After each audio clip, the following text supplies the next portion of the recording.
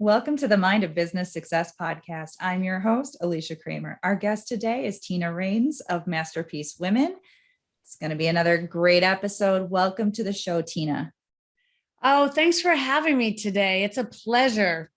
So I know you've got a lot of different stuff going on. You've got Masterpiece Women, you've got your podcast. Why don't you start by talking a little bit about all the fun things that you've got going on in your business?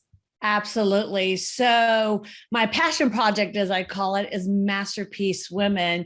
And we are located in South Florida. So we have local luncheons in South Florida once a month, and we have fun networking events where women from the community can come and join us, and just we pour into them, help them with their leadership, help them with their business skills. And then we also have a membership community where there's programs in there for women to thrive as leaders. There's also, step-by-step practical tools of teaching them how to build their own businesses and online platforms, et cetera. Just pouring into women, giving them, whether they're the stay-home mom who just wants to add a little income to their life, by having some type of small business on the side, just teaching them how to do it, all the way through. We have CEOs of banks and other organizations, CPAs that are involved in our organization as well. So it's a really fun group. And then I personally do some executive coaching, but I only take a couple of people there because I'm just so busy with Masterpiece Women. I want to make sure I pour out and pour into people correctly and well, and do it with excellence. So I only take a few people. However, I do some consulting as well. My background is healthcare staffing. And so I had, decades, and I'm aging myself, but I had, 20 plus years in the staffing arena and HR arena. So that's my forte, and business development. So I do help organizations with that, as well as I've raised millions of dollars for not-for-profits when I was in the not-for-profit world. And so I love helping the not-for-profits just learn better tools to and gain better, knowledge on how to improve their organizations and fundraise and build relationships that'll make a huge impact. I'd love to talk a little bit about the aspiring new female business owner. Absolutely. We see a lot of women in business, and there are a lot of people coming into business, maybe out of corporate, or like you mentioned, could be the stay-at-home mom who hasn't had a business before, but is looking to create a little bit more financial security for themselves and their family. So when someone is just starting out, there's a steep learning curve. And part of what you do is help to bridge that gap so they can learn the fundamentals, correct? Absolutely. It is very interesting, because if you're a CEO of a major corporation, you're so used to having a whole team around you. And then when you become a solo entrepreneur, there's sometimes just this mindset of you have to do it all. And the reality is you have to take everything you learned as a CEO and actually apply it to your own business. And yes, maybe you don't have the 20, staff members on one team to help you, but you can definitely outsource and not take on so many of those tasks. Because I find when you're a brand new entrepreneur, that's one of the biggest things that holds the women back. Or we're focused primarily on women. However, they just don't let go of some of the pieces, and it will hinder your growth, and even some of the mindset of the concern about what they charge. The reality is people with those type of backgrounds have incredible opportunities to charge high ticket prices, but yet when they go from this very confident CEO to an entrepreneur, they undervalue themselves. And so really working with them on mindset to make sure they understand their value, they price themselves right, and they put a great team around them, just like they did in their corporations. And of course, the individual has no practice. You have to just help them sometimes with the basic of how do you create a business plan? How do you create a budget? What do you need to be thinking about strategically when you're making the business plan? What are some of the pitfalls that you may run into? Marketing, advertising, it's a lot for someone who's never had those types of experiences before. So really guiding them step by step. And that's why I believe the community is so valuable, because I know for myself, when I started business, I was 25. I had no idea what I was doing other than I was a nurse. I had an opportunity to start a nurse staffing company. And so I had this contract in hand and went, oh my, okay, now what?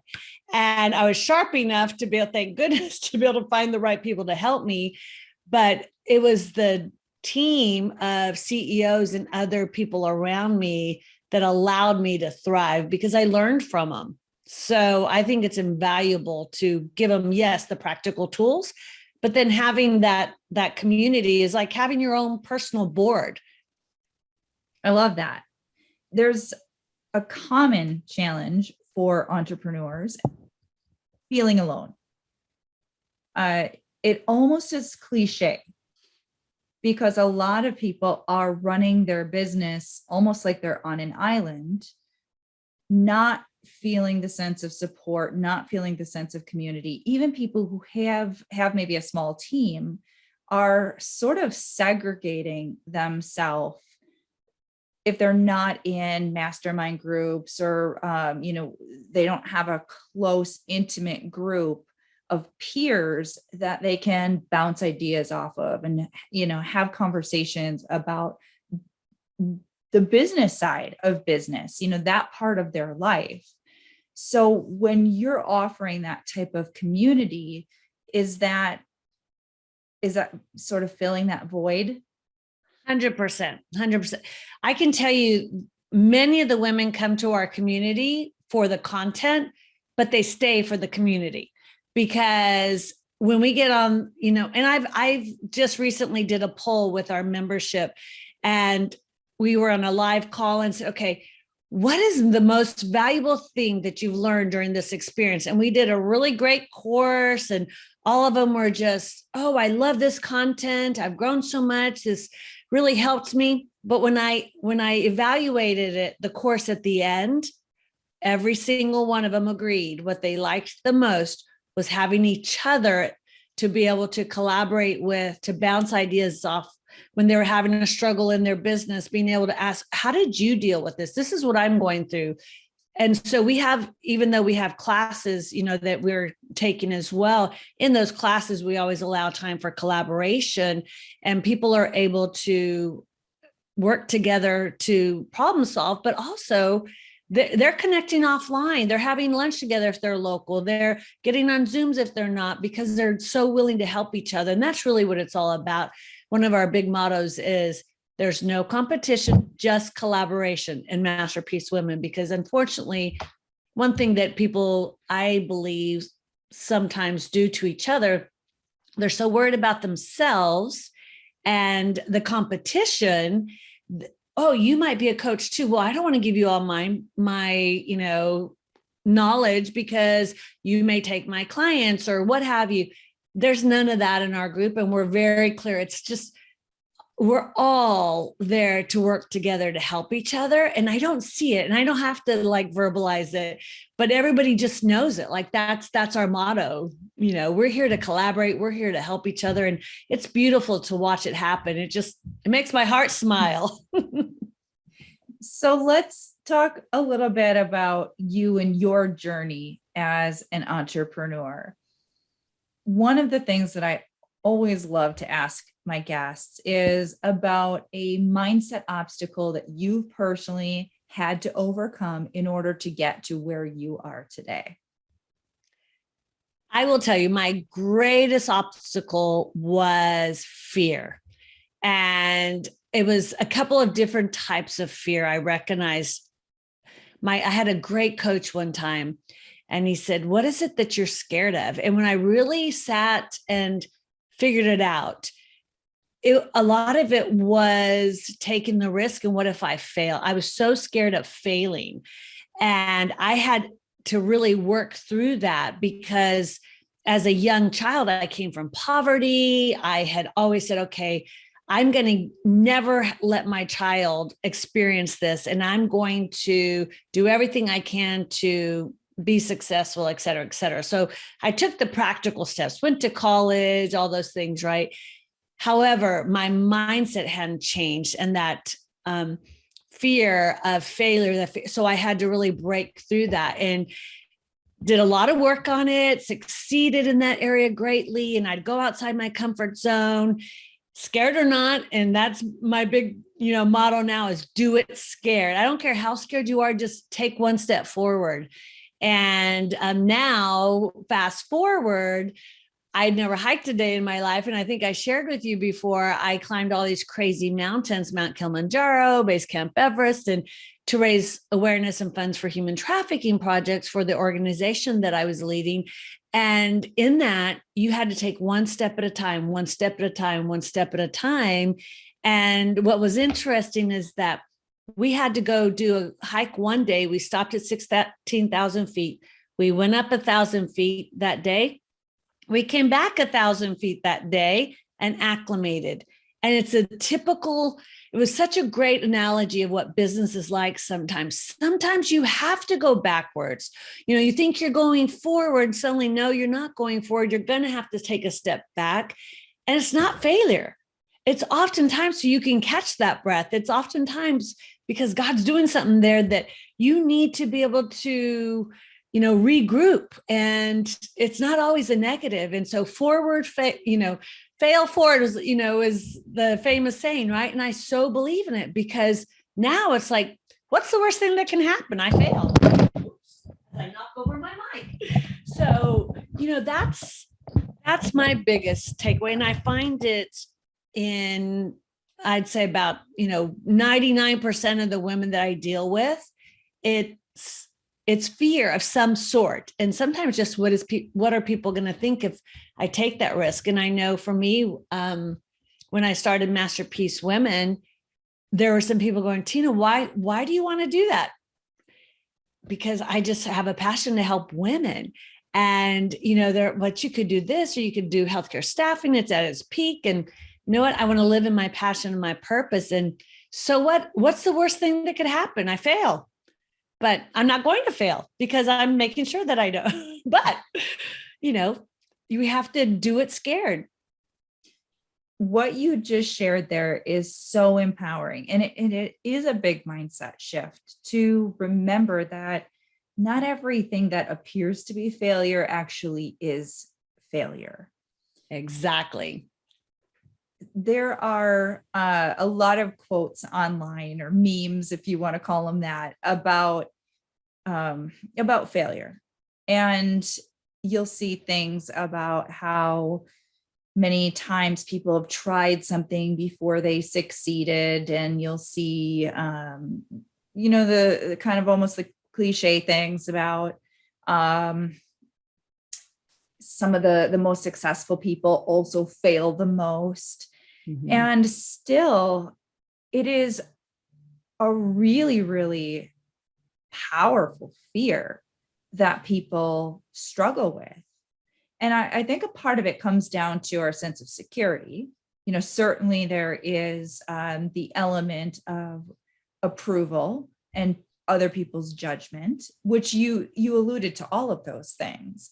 And these are all things that people will oftentimes allow to be the reason not to do the things that they're being called to do in their life and in their business. Absolutely. And, it's interesting because we just completed the Think and Grow Rich with a biblical application in our membership this last spring. And when you talk about the fears, and he talks about outwitting fear, like two of the greatest fears you'll ever have is what he describes in there. And all the studying of all these entrepreneurs that he studies, some of the most successful people of their time, fear of poverty and fear of the health. And so with the health and the aging, right, or death, it comes with, okay, if I don't provide for myself so much now, and the steady 401k or whatever, that is for you at your job, then what happens when I'm old? Who's going to take care of me? What if I get sick? What if, what if? And we almost scare ourselves out of taking any risk. So I always tell everybody, you know what, if you need to keep one foot in that stability mode and keep a job and start your business slowly, do it that way. Do it however is going to work best for you. But there are strategies you can create and a timeline. Okay, but let's have a strategy so that we can exit out of it. Yes, we won't leave it. However, if this is what you really dream about doing, let's create a strategy. Let's work together and implement it. And really, at the end of the day, and you know this too, Alicia, the greatest thing anybody can do for themselves, I believe, in building a business is have a really great coach and have people around them. Because if you do those two things, all the rest will work itself out. You can get through all of it. But if you don't shift your mindset, you don't have accountability, and you don't have the mentorship, it's really hard to get through building any business. And I do believe that's why a lot of businesses fail. It's true. It's true. There's a lot we could talk on that, and just the value of having that support. When we are triggered by one of our old fears, our doubts, our insecurities, it's like getting sucked into a current of that negativity. And to have a support system that can help you through that is so valuable. One of the things that I always remind myself, and I've been obviously doing this work for a very, very long time, so now it's almost second nature, but it's still important to remember that we really do have to hold the space for our clients and know their potential, even when they're doubting themselves. Absolutely. Absolutely.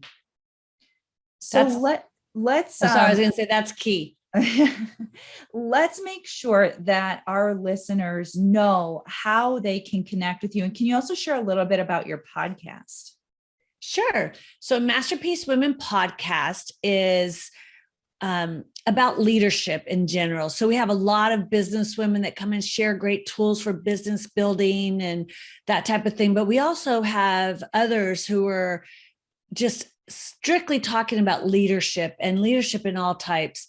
We even have had, we had one woman who had her own business that was a coaching marriages, and how valuable, because I also feel like as leaders and as women, masterpiece women that we are, we have to do everything. We have to, do our businesses, take care of our families, do all the basics.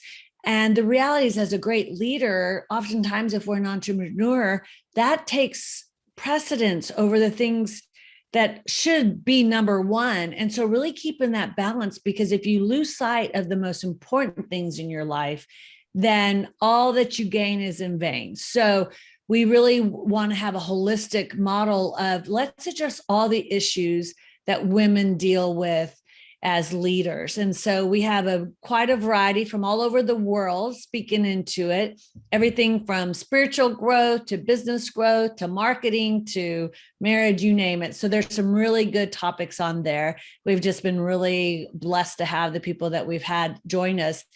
And we're on Spotify, Apple, and Google. And I think we just joined Wisdom. So we're on all 4 platforms now, and it's Masterpiece Women. So it's easy to find. And our website is masterpiecewomen.org. Actually, it's right there on the screen. Are we on the screen or just on the podcast? Some people will be listening only. So it's masterpiecewomen.org. So yeah, so we'd love to, connect with the women out there that are passionate about leadership and growing and impacting the world. We have 3 pillars. Number 1 is personal and professional excellence. Number 2 is authentic relationships. And number 3 is impacting the world for good, because it's so much more than just doing it for ourselves to grow. It's to really make a difference in the world. Beautiful. As we round out this episode, do you have any final parting thoughts that you feel inspired to share with us? It was interesting this week. I would say the one thing that I would love to share with any business person is, yes, get over the fear, but more than anything, don't worry about what people think.